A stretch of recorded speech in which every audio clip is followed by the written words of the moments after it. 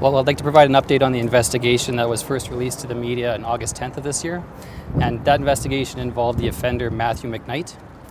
Matthew McKnight at that time was charged with 1 count of sexual assault causing bodily harm, 2 counts of sexual assault, and 1 count of unlawful confinement. Since that time, we had kind of an outpouring, a lot of new complainants, a lot of new witnesses that came forward to police.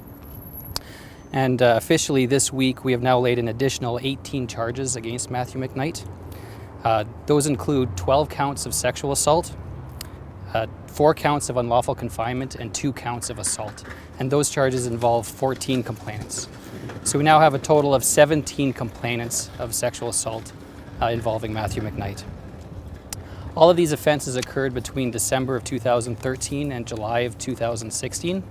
And all of them as well involve female complainants that are aged between 17 and 22 years.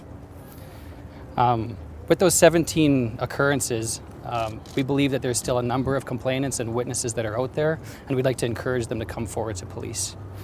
I'd also like to take this opportunity to thank the media and the public for their response and their cooperation with our investigation.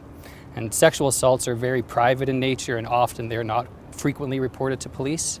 And I just wanted to say that certainly the support from the community and everybody is nice to see.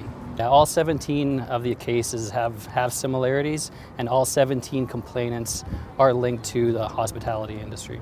Sure, I can tell you none of the assaults happened in the bars themselves, and I can say that the bars that where these complainants were associated to have to do with Urban Spark. I think that was already public in the media, and that has to do with Matthew McKnight, who is related to Urban Spark, and so those were Knoxville's, The Pint, and The Rack, and that is because that's the environment that Matthew McKnight was familiar with, and that was he was associated to. Certainly the complainants themselves all had some similarities. There's a pretty tight age range that was targeted.